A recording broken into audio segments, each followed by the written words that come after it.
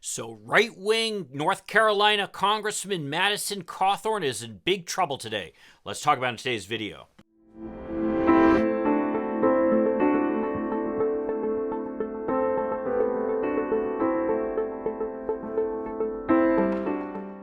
Hi, I'm Mike Greiner. I'm a lifelong Democratic activist who's concerned about the direction our country is taking. If you share my concerns, maybe you could like this video, subscribe to this channel, maybe even click that little bell that will notify you when I post something new. So a group of citizens from Madison Cawthorn's district in the western part of North Carolina have filed a challenge to his candidacy. The challenge is before the North Carolina State Board of Elections, and it's based upon a state law that makes it so that if even a reasonable suspicion is raised as to whether someone is qualified to run for office, then the burden falls onto that person to prove that they actually are qualified to run for office. The basis of the argument that Madison Cawthorn might not be eligible for office goes back to the January 6th insurrection, something that he was both a part of, a participant, and a cheerleader for.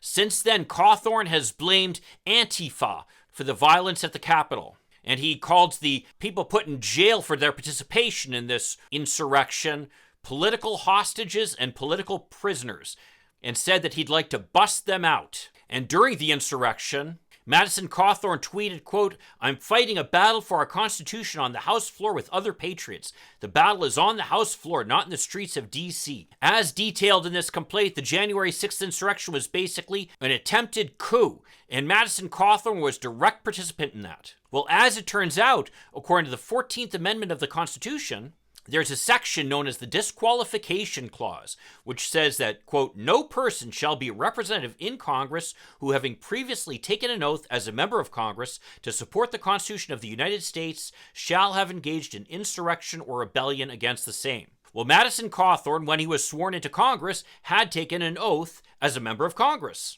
And that oath, of course, was to support the Constitution of the United States. Almost directly thereafter, he was directly involved in an effort to overturn the lawful election of President Biden, in essence disregard the will of the people of America. In the complaint that was filed with the North Carolina State Board of Elections, the challengers to his candidacy provide a whole host of details about actions that he took that directly indicate that he was a participant in this insurrection. What's more, they detail the violence that occurred, showing clearly that this was an insurrection and not a riot or a protest or even a group of tourists, as some Republicans have claimed. What's more is that the North Carolina Supreme Court has broadly defined what it means to engage in insurrection.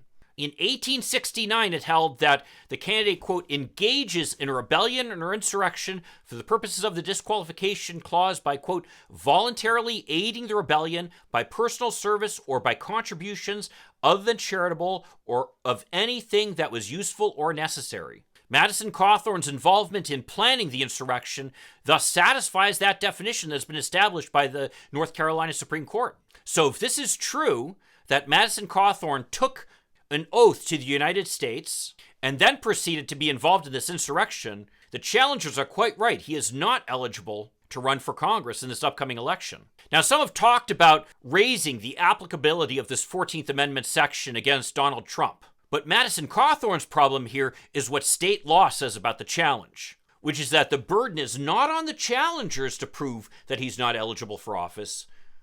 The burden shifts and is actually on Cawthorn to prove that he is eligible.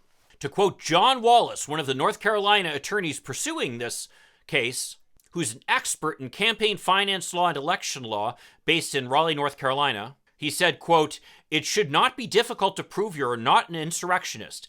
It only seems to be difficult for Madison Cawthorn." And that is where Cawthorn's in trouble. You have to understand, the 14th Amendment is one of the 3 amendments of the Constitution that came about as a result of the Civil War. One of the other amendments, the 13th, banned slavery.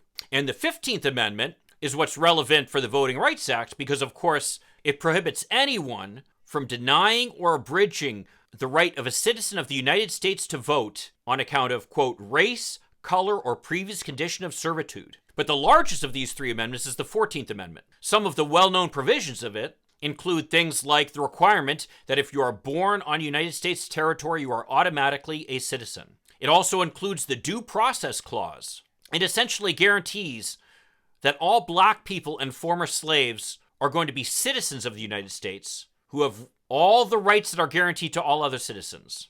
And the 14th Amendment also essentially applies the Bill of Rights to the states, which means that, for example, a state government can't interfere with your right to free speech. That didn't necessarily exist before the 14th Amendment. But this particular provision is little noticed and last came up during World War I. But just because a law hasn't been used in a long time doesn't mean it's not valid anymore. This is good law and it's part of the U.S. Constitution.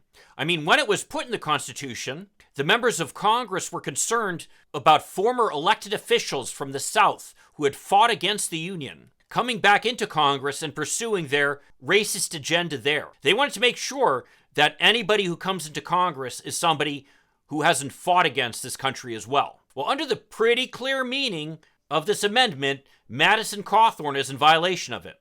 There's one more point that's worth making about this state statute, by the way, which is that it allows the challengers to depose Madison Cawthorn.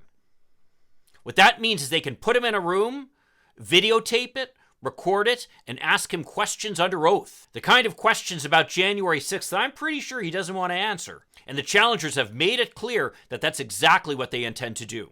It's going to be interesting to see the way this litigation proceeds. Well, if you want to see more videos about how the Republicans are destroying American democracy, why don't you check out this video over here? I'll see you then, and in the meantime, let's hope for continued progress. Thank you.